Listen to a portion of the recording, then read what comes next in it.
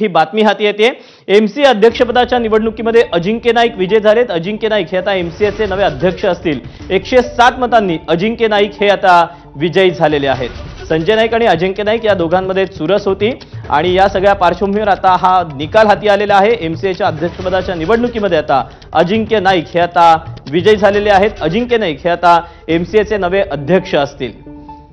अमोल काळे यांचं आकस्मिक निधन झाल्यामुळे एमसीएच्या अध्यक्षपदाची ही निवडणूक लागलेली होती। त्यामुळे आता या एमसीए अध्यक्षपदाच्या निवडणुकीमध्ये आता अजिंक्य नाईक हे विजयी झालेले आहेत। आपण याबद्दलचे अपडेट जाणून घ्यात। विजय साळवी आपल्या सोबत आहेत। विजय, अजिंक्य नाईक आता एमसीएचे नवे अध्यक्ष असणार आहेत। कशा पद्धतीने ही निवडणूक पार पडली, कारण की अखेरपर्यंत या दोन्ही नायकांमध्ये चुरस पाहायला मिळाली होती?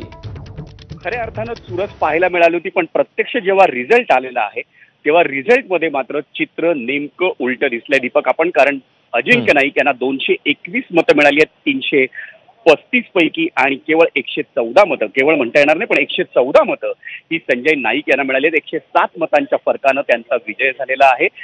यात महत्वाची गोष्ट ही आहे, केवळ 16 महिन्यांसाठी हे पद आहे। याचं कारण अमोल काळे यांच्या निधनानं जी जागा रिक्त झाली होती अध्यक्षपदाची, त्या जागेवर अजिंक्य नाईक निवडून आलेले आहेत। पण मुंबई क्रिकेट असोसिएशनच्या इतिहासात 38 वर्षांचा सर्वात तरुण अध्यक्ष या निवडणुकीच्या निमित्तानं लाभलेला आहे, ही सगळ्यात महत्वाची गोष्ट आहे। पण या निवडणुकीच्या निमित्तानं दिसलं काय आपल्याला, तर आशिष शेलार हे एका बाजूनं संजय नाईक यांच्यासाठी त्यांची साथ होती, पण अजिंक्य नाईक यांच्या बाजूनं भावनिक पाठिंबा आपल्याला दिसला तो शरद पवारांचा, कदाचित उपमुख्यमंत्री देवेंद्र फडणवीसांचा, कारण याविषयी चर्चा होती। उद्धव ठाकरेंनी देखील आपली ताकद त्यांच्या बाजूनं केलेली होती, शिंदेची ताकद विभागलेली होती। त्यामुळे राजकीय नेते देखील या निवडणुकीत प्रत्यक्ष किंवा अप्रत्यक्षरित्या आपल्याला पाहायला मिळत होते, आणि त्या निवडणुकीत म्हणूनच एक रंग भरला।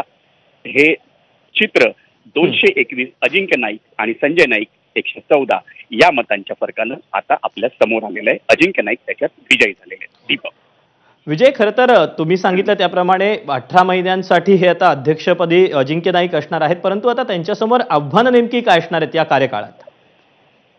दीपक, खऱ्या अर्थानं मोठं आव्हान असणार आहे। याचं कारण अमोल काळे यांचा हा कालावधी हा 3 वर्षांसाठी होता। त्यांच्या नजरेसमोर नेमकी काहीतरी उद्दिष्ट होती। गेल्या वर्षी त्यांच्याच कारकिर्दीत मुंबईनं अनेक वर्षानंतर रणजी ट्रॉफी पुन्हा जिंकली होती, आणि मुंबई क्रिकेटला अमोल काळे यांच्या रूपानं एक अध्यक्ष लाभला होता। त्यांचं दुर्दैवानं अतिशय जेव्हा ते ऑस्ट्रेलियात आता होते